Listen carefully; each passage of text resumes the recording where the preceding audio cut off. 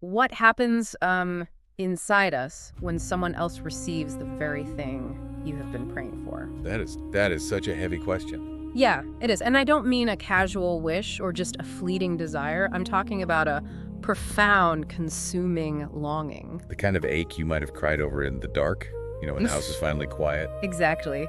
A specific hope you've brought before God or just released into the universe time and time again, only to be met with absolute silence. That tension, it strikes at the absolute core of human vulnerability. Yeah. It's one of the most universally isolating experiences we can walk through. Because the grief is entirely invisible to the outside world. Right, entirely unseen. The isolation really is the heaviest part. You're expected to navigate society effortlessly, watching other people step so easily into the chapters you're just desperate to reach. Yeah. You find yourself sitting at baby showers or offering toasts at promotion parties or standing in the crowd at someone else's wedding. Smiling in public while privately mourning an invisible loss. I mean, we often treat faith or just life in general like an algorithm. We convince ourselves that if we just input the right code, if we're patient enough, if we pray honestly enough, live a good life, the system has to output the desired product. And when it doesn't? When the input fails to produce a result for you, but works perfectly for the person sitting right next to you, it fractures something deep inside. You want to be genuinely happy for them, but this quiet, desperate voice whispers, well, why not me? Which is exactly why our deep dive today focuses on a narrative that gives dignity and voice to that exact agonizing tension. Yeah. We're looking at the historical and biblical story of Hannah from the first book of Samuel. But I want to establish our specific mission for this quiet reflection first. Good idea. Set the stage. We are not extracting a transactional success formula here. The takeaway is not that aggressive prayer forces the hand of the divine. That distinction is so crucial. Treating the universe like a vending machine, where a certain currency of tears guarantees the exact item you selected, it just leads to deeper disillusionment when the glass refuses to shatter and drop the prize. Perfectly said. Yeah. We are instead using this text as a gentle, nighttime exploration of the human condition. We're going to look closely at the realities of waiting, the corrosive amplifier of comparison, the crushing weight of silent grief, and, well, what it actually means to pour out your soul when absolutely nothing in your circumstances has changed. So to truly grasp the gravity of Hannah's position, we really need to look at the environment she was trying to survive in. Right. The emotional pain of childlessness is timeless, obviously, but in her specific era, the stakes were incredibly different. They really were. In the ancient Near East, barrenness wasn't just a private emotional sorrow. It was a profound sociological and economic crisis. Because of inheritance, right? Yes. A woman's value, her security, her inheritance rights. They were inextricably tied to providing male heirs. Without a child, a woman facing widowhood could be left entirely destitute. Wow. Furthermore, the cultural theology of the time often equated fertility directly with divine favor. So to be barren was to be viewed by your community as actively cursed or just forgotten by God. That is an immense, multifaceted weight to carry. It is. And the text introduces us to Hannah carrying all of it. She's deeply loved by her husband Elkanah, but she has no children. And to complicate her survival, Elkanah has a second wife. Peninnah. Yes, Peninnah, who has multiple children. And the narrative explicitly notes that Peninnah provoked Hannah mercilessly, year after year. When we look at this psychological mechanism of comparison, Peninnah represents something we all face. Peninnah didn't create Hannah's underlying wound. The barrenness was a biological and circumstantial reality. Right. However, Peninnah acted as a relentless amplifier. She weaponized her own biological success to press on Hannah's deepest insecurity. Oh, absolutely. And in our modern context, we carry our own amplifiers right in our pockets. You look at a screen and suddenly an algorithm surfaces a highlight reel of someone else's perfect family vacation, their new home, their pristine relationship. It's constant. Right. And another person's happiness, which objectively has nothing to do with us, instantly exposes our hidden grief.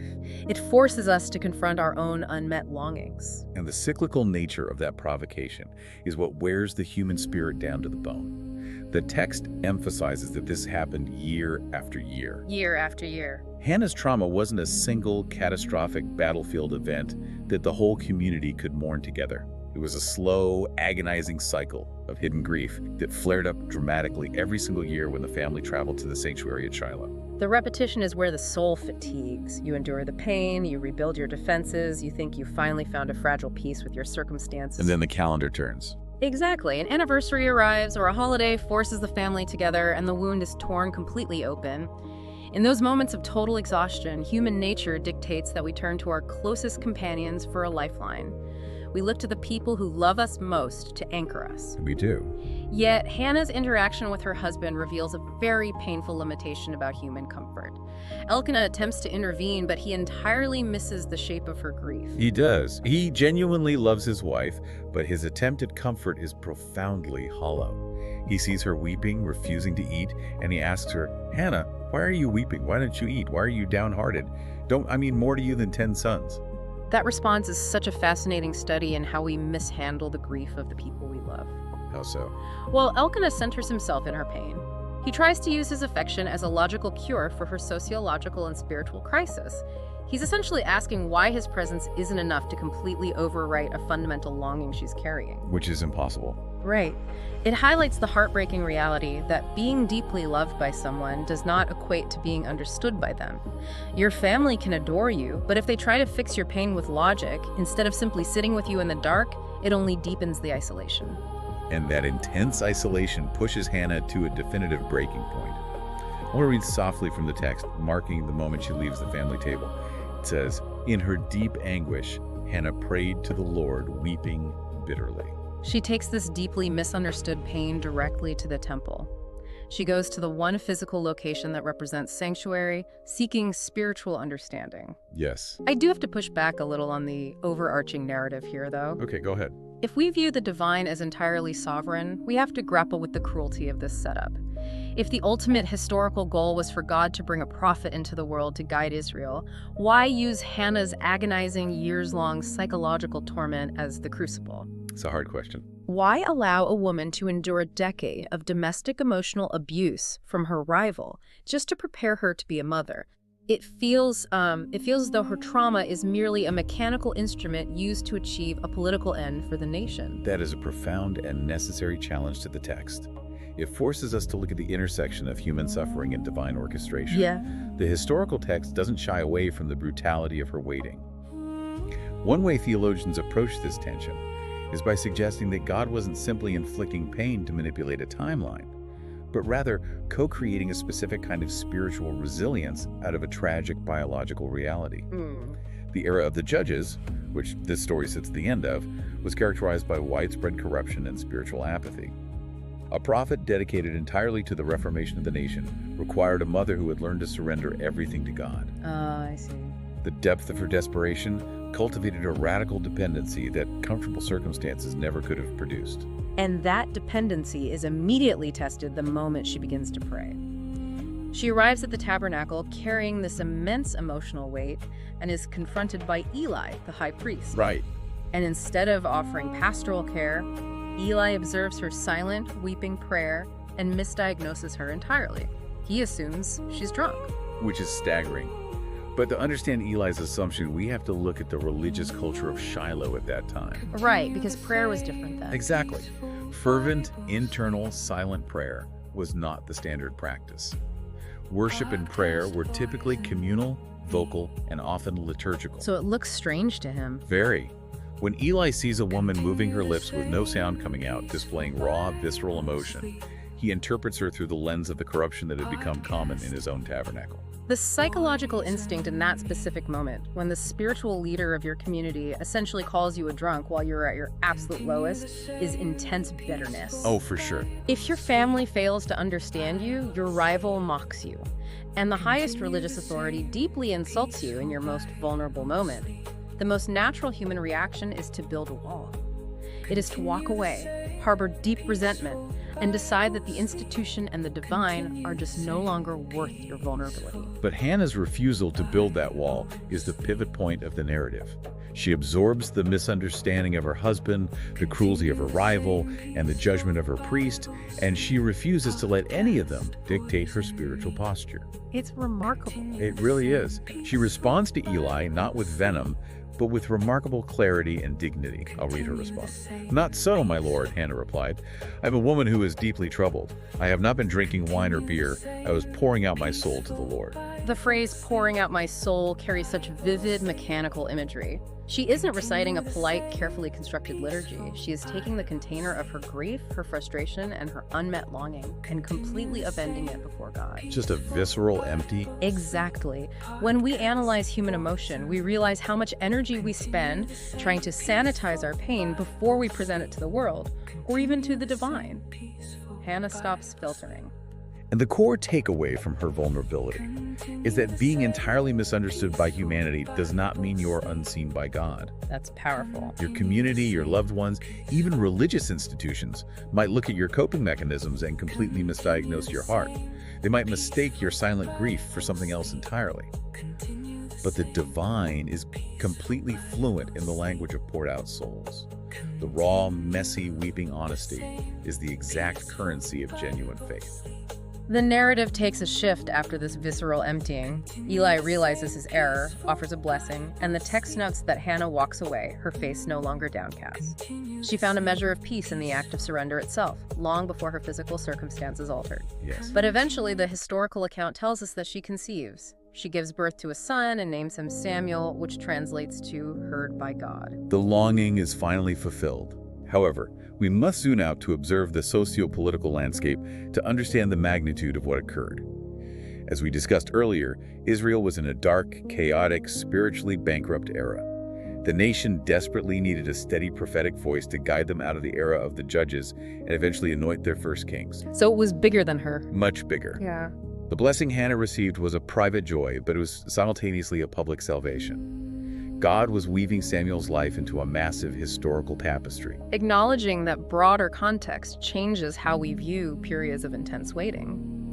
The delay in Hannah's life wasn't a simple denial of her request, it was a profound preparation. The timing of Samuel's birth was tethered to a national crisis, not just a personal biological clock. Right. But bringing Samuel into the world leads us to what I consider the absolute psychological peak of this story.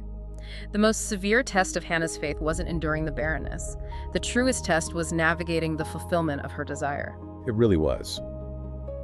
Once the child is weaned, which in the ancient Near East meant he was likely around 3 or 4 years old, Hannah does something nearly incomprehensible to the modern mind. She gives him back.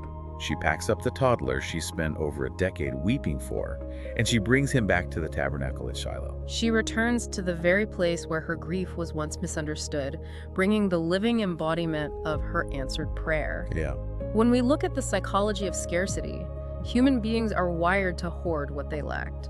If you live in a state of severe emotional or physical starvation for years, your brain rewires itself to protect whatever resources you finally acquire. That makes total sense. When you finally get the job, the relationship, the child, or the healing, the terror of losing the blessing often overrides the joy of experiencing it. You grip it tightly. The open hands that begged for the blessing turn into clenched fists to protect it. But Hannah completely defies the psychology of scarcity. She approaches Eli, and I will read the culmination of her surrender. "I prayed for this child, and the Lord has granted me what I asked of him, so now I give him to the Lord. For his whole life he will be given over to the Lord."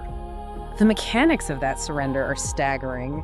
She understood that if she clung to Samuel as a possession to heal her past trauma, the blessing would instantly morph into an idol. It would replace the blesser. Yes. Every single day that she nursed him for those first few years, she knew she was preparing to let him go.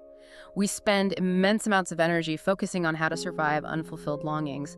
But the deeper question is, if God finally grants you the very thing you've been crying out for, will you allow him to remain Lord over it? That's the real test. Can we bring our grief to the divine without allowing it to ferment into bitterness? And if the blessing finally materializes, can we resist the urge to close our fists around it? Trusting God with your emptiness requires immense faith. Trusting God with your fullness, willingly surrendering the exact thing you love most, requires a level of peace that transcends human logic.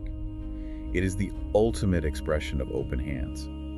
As we draw this deep dive to a close, I invite you to turn that psychological lens inward. Take a quiet inventory of your own life.